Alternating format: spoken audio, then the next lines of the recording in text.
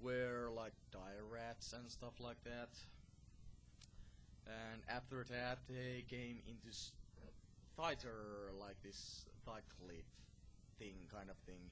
I told them to roll 20. If they failed, then they fell down, or at least one of them fell down.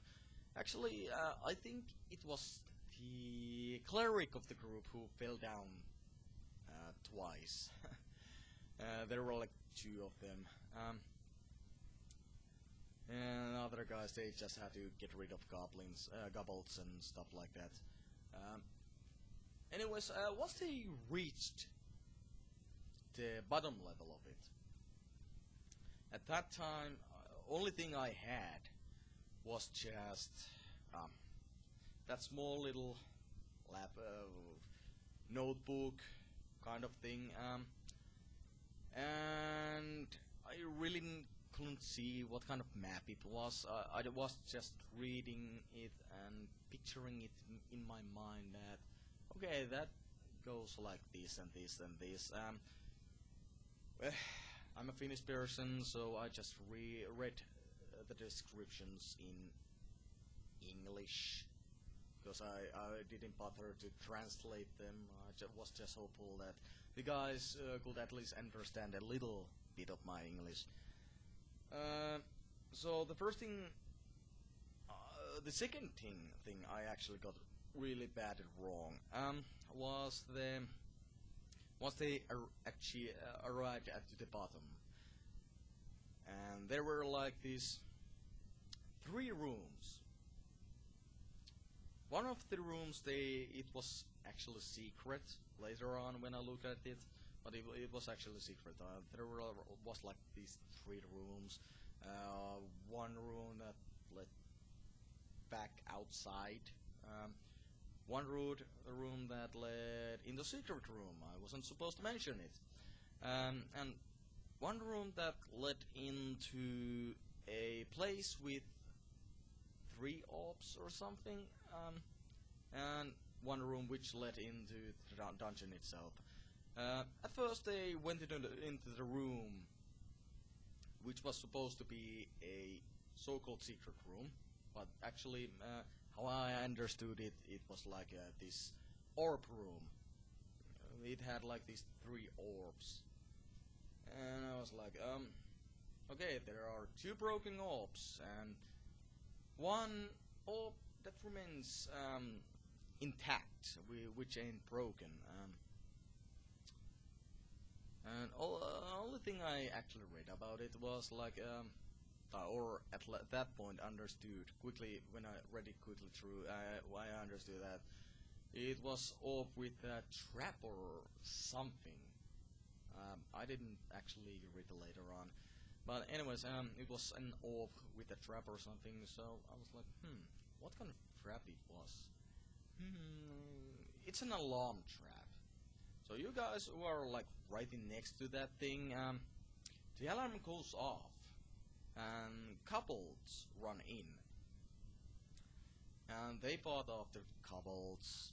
Pretty much they fought off everything I threw at them. But anyways, then they just went and slept in that room. Anyways, next day, actually, the next day it was really much more. Next time, we pretty much once guys reached into that globe room where there were these globes, things, orbs, whatever. We pretty much put a stop in there. And next time we continued on the story. We got an actual laptop, which made my job a lot easier. It was a lot easier to read and understand what was going on. And right at that point, when I read the things, the mistakes I made again, I was like, oh my lord, I was so freaking stupid. This time, when we continued the story from that room, I let the guys back outside. They like rested in that room, and then I like directed them into a right direction kind of, or they actually went themselves in the right direction. But still, there was like this narrow hallway. There were like room downside, room outside. The room in the upside, I think it was a room where you could be able to rest, I believe. Yeah, but the guys, the room downside, it was an iron door made of stone or iron. So they didn't have a key for it, but what they did, they just passed through that door into some sort of boiler room with lots of pipes, one big boiler and stuff like that. I think it was the wizard of the group. Yeah. Let's see. We had a cleric, ranger. I think that one guy was a fighter. I think the cleric of the group. He scanned through the room. Was there anything special in that boiler room? It connected the whole castle's water system. Well, at least the water system it once had, and they faced a water method. And when I looked at the water method, I was like unsure if they could actually fight this guy. And at this point, it didn't really have any sort of. When I read the thing, I didn't at least notice anything that will trigger that it will, attack the group. So the cleric, my friend, he was like, "Well, can we talk to him?" I was like, "Yeah, I suppose." And when I read quickly what kind of people water methods are, they were like this. If I remember right, they were like these jokers. They were like, "Fuck you, fuck you, fuck." Yeah, sorry, wasn't supposed to curse that much, but they were like this. You guys are so screwed kind of people. So they wanted to talk to him, and I gave it a personality of kind of like. It had a big grin on its face, and it was like pretty much just messing up with the guys, and they were right away like, "There's no talking to that guy. Let's get the crap out of here." So they proceeded onwards. Later on in the bigger room, where they. Oh yeah, before that happened, before they even faced the water method, while they were trying to bash the door open, there were lots of kobolds, some kobolds, they were coming through the other side, not the other side of the door they were trying to break in, but on the, let's see, that's not, on the left side, western side of the western door, they were passing through from there, and the guys had a fight and stuff like that. But still,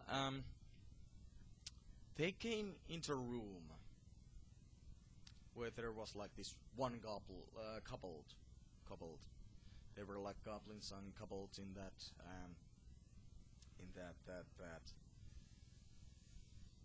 area in that place. There was this one kobold resting in, and the guys woke him up. Well, of course, the kobold, he directly ran away.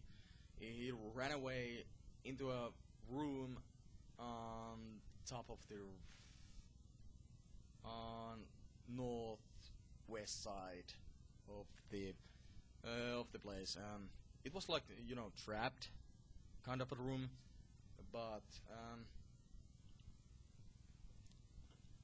the guys didn't know it. They directly walked in, and it was like they directly walked in. They triggered a trap. I think they avoided it, just avoided it, and they were like really freaking pissed off. They were like, "I'm gonna freaking kill that couple!" And I was like, "Oh boy, can't really let you guys do that." I was like, that couple that ran away, he got like 2 HP, just 2 HP. You could, even if you bowed at him, he would have just died. I was like, a cleric of the group again was like, "I'm going to break his legs," and I was like, "Are you sure you wanna do that?" "Yeah, I'm freaking sure." Well, you know, he might be kind of important. He's begging for his life. He's like, "No, don't hurt me, don't hurt me, don't hurt me, Bo, don't hurt me, Bo." And well, eventually, I kinda didn't let the guys do as they pleased, even thought, well, I'm a terrible dungeon master, but I didn't let the guys to do as they pleased. I was like, well, face this couple, and he's begging for his life. "Don't hurt Meepo! Don't hurt Meepo! If you know hurt Meepo, Meepo take you to his queen! Queen tell you everything you need to know about this place!" And stuff like that. And well, they agreed to follow the Meepo, but at first what they did, they like cast a fake curse on him. So if Meepo, the coupled Meepo, were to cheat on them, then he would die. They told him that you're cursed. You will die if you do anything stupid and stuff like that.